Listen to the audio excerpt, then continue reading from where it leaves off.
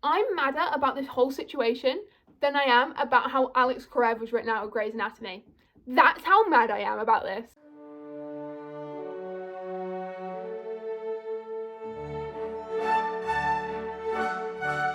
Just a quick PSA, this video has a lot of spoilers for Harry Potter and Chicago PD, so if you don't want spoilers for either of those, just go watch another video, okay? Just skip this one. Hi, I'm Claudia, and Fix It fanfics might just be my favourite thing in the entire world. I mean, what's not to love? You can take your characters that are sad and make them happy. And I've talked about this before in another video that I did talking about my top 5 favourite types of fanfic, but I did post that quite a while ago at this point, so I'll link it up there if you want to go and see it. But in that video I did talk about Fix It Fics, and I talked about how much I love them, but I didn't explain why. Well, I did, but not in like a massive amount of detail, so that's what this video is for. And to learn why I love Fix It fanfics so much, we have to go back to 2013. Now in 2013 I was 8 years old and I read the Harry Potter series for the first time ever. But I read the books and I really enjoyed them, you know, as much as a kind of 8-year-old can. You know, I was 8, I had other things to do, like, you know, playing outside. I kind of just moved on to the next book series and let it just sit in my mind for ages. But that entire time I wasn't exactly happy with the way that book series had ended. In my 8-year-old opinion, too many people had died, which isn't shocking considering at that point I mostly read like children's books where basically no one dies. Like, I'm 90% sure those were the first books I ever read where someone died. And when you're 8, that's a big deal. So those thoughts of why couldn't Harry Potter end a different way kind of just sat in my brain for the next several years. Until at 12 I downloaded Pinterest for the first time. I got my first phone when I was 11 years old. It was this Samsung smartphone that was so bad that you could only have 2 apps on it before it started crashing all the time. And most of the time I just had 2, you know, dumb mobile games because I was not allowed social media at that age. In fact, I wasn't really allowed social media as a whole until I was 15, but that's a whole other story. So the only thing 12-year-old me could think of that wasn't social media but was kind of social media-like was Pinterest. And I started using Pinterest a lot from that moment. I would go on Pinterest all the time and I loved it so much. And one of the main things I saw on there was fan art for fandoms I was in. And one of those fandoms was Harry Potter. And I don't know if this still happens on Pinterest, I haven't used it in like years at this point, but it used to be that if you clicked on like the piece of fan art or whatever, it would take you to the website that it was from. Now usually for fan art it would take you to like Tumblr or maybe Twitter, but I remember clicking on one by accident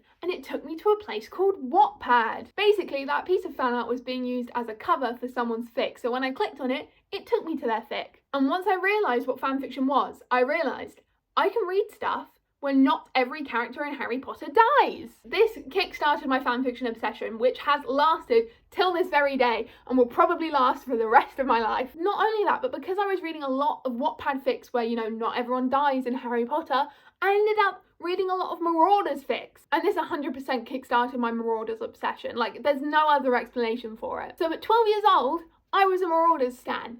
And then I kind of stopped reading Harry Potter fanfics for like a good 5 years until I went back onto AO3 at the age of 18. But then I became a Marauders stan again. And that introduced me to Fix It Fics. Fanfics where something changes and it makes people happier. That's what I call a Fix It Fic, which means a lot of like Marauders and Harry Potter fanfiction are inherently Fix It Fics. But what caused my true obsession with just pure Fix It Fics is Chicago PD. I mentioned this in the original video where I talked about Fix It Fics, and I'm mentioning it here again because I'm still angry. I'm actually currently rewatching the entire One Chicago franchise because I want to write some fanfiction about it. Potential fanfiction writing video coming soon. But because of that, I'm remembering a lot of the bad things that happen, specifically in Chicago PD. Now, I am currently, as I'm rewatching it right now, right at the beginning of season 5 of Chicago PD. I'm on season 5, episode 1. And I've been on season 5, episode 1 for about 3 weeks because I refuse to watch it because I know what's about to happen. You know, Jay's about to start crashing out, and sorry if I don't really feel like watching that right now. But I will eventually. I'll get onto it eventually, you know? But anyway, the big thing that kind of kickstarted my obsession with Fix It Fics is Upstead. If you don't know, Chicago PD has these 2 main characters, Haley Upton and Jay Halstead. Upstead is their ship name. But basically, long story short, after a lot of back and forth between them, they finally get together. And then there's like a big blow up at the end of season 8, which we won't even talk about that storyline right now. But eventually, in season 9, they get married and everything is perfect. They're happy, they're together, everything's going well, you know, the world is just so happy. And then at the start of season 10, the actor who plays Jay left the show. Now, I have no idea what happened that led to this. I don't know if there was stuff going on behind the scenes that I have like no idea about, but the way they wrote him off is devastating. Basically, Jay is ex-army in the show, so they decide, you know, he's done with intelligence because he's getting pulled in too deep and he's doing stuff he shouldn't do, so he's gonna go back to the army. So he like goes back with the army and gets a job in Bolivia, and he doesn't tell his wife before he does this. He kind of just comes home to her one day and is like, I'm going to Bolivia. How do you feel about that? And originally it's supposed to be like 8 months and that's it. So, you know, they're counting down. And then Jay Halstead is never seen again after like season 10, episode 3. He's never seen again. And you get all these scenes of Hayley like fully crashing out because her husband's gone. She doesn't know what she's doing with herself. She's overworking herself, pulling massive overtime shifts. And then eventually Jay extends his military contract without telling her again. And by that point, Hayley's done, you know, he's not returning her calls, they barely speak to each other, he just extended without telling her. So in her mind, their relationship, it's just over. And then eventually she sends him divorce papers, which he signs, and they are no longer married. This all kind of happens off the top of my head, late season 10, early season 11. That's when like the divorce happens. And a lot of season 11, which is a short season anyway, but a lot of it is just like Hayley learning to live alone again. But then she leaves the show at the end of season 11. And I'm like, could you have not foreseen that? Like, come on. I would have much rather had Jay be just an off-screen husband that we never see again, but is mentioned as still living with Hayley and they're still happily together. That would have been fine. That would have been so fine compared to the alternative. I'm madder about this whole situation than I am about how Alex Karev was written out of Grey's Anatomy. That's how mad I am about this. Anyway, that whole situation means there are so many Upstead Fix-It fics. And all the plot lines are just slightly changed and it makes such a difference. Like, I don't know, maybe Jay calls his wife because, you know, they had a healthy relationship for like a good couple of years before we went to Bolivia. I'm still so mad about it because they were so happy together. They deserved happiness, you know, finally, after everything they've been through.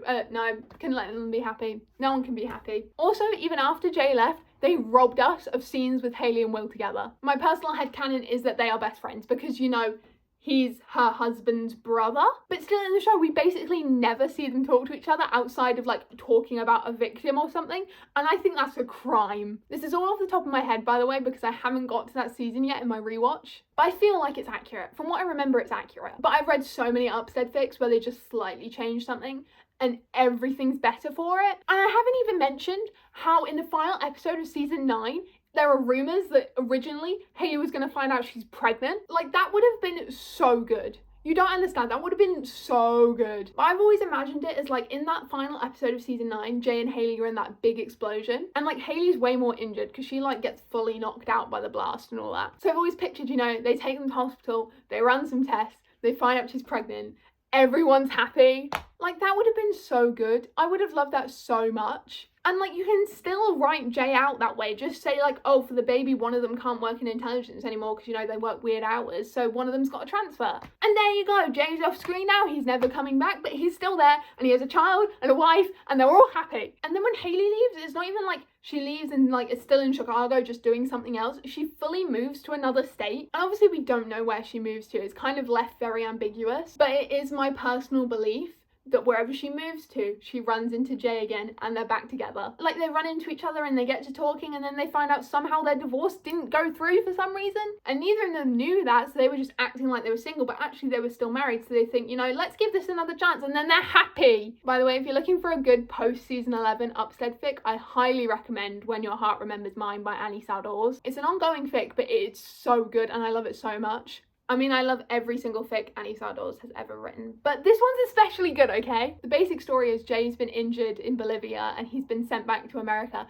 but he's lost his memory of like the past 2 years, so he thinks him and Hayley are still married. And he ends up in a military hospital in DC, and turns out, you know, that's where Hayley is in her new job. So then she starts visiting him at the hospital, and that's as far as we've gotten so far, but you know, they're gonna fall in love again, otherwise it wouldn't be an Upstead fic. That's the thing with Fix-It fics, is if they're happy at the end, it's all worth it, you know, making them happy, no matter what else you've had to change, is so worth it. Like, even just the slightest thing, like a Harry Potter fic where Cedric doesn't die, or a Marauders fic where someone saves Regulus before he dies. I'm now realising there's a lot of avoiding death in Fix-It Fics. But that's just par for the course, I think. But you can find Fix-It Fics for basically any ship or fandom where there's a bad ending. I don't mean bad ending as in it's like badly written. I mean bad ending as in like someone's dead or they're not together anymore, that kind of thing. Like maybe you want a 911 fic where the lawsuit doesn't happen. And I know I keep saying Fix-It Fics, you know, they're happy endings, but they don't always have to be like completely happy fics. A lot of the time, because you're avoiding the big angst at the end, you get more angst in the middle, which honestly I love. Angst with a happy ending? Sign me up, please and thank you. I'm sure there's so many like shows and movies out there where people just want to make a tiny tweak just to make everyone happier at the end.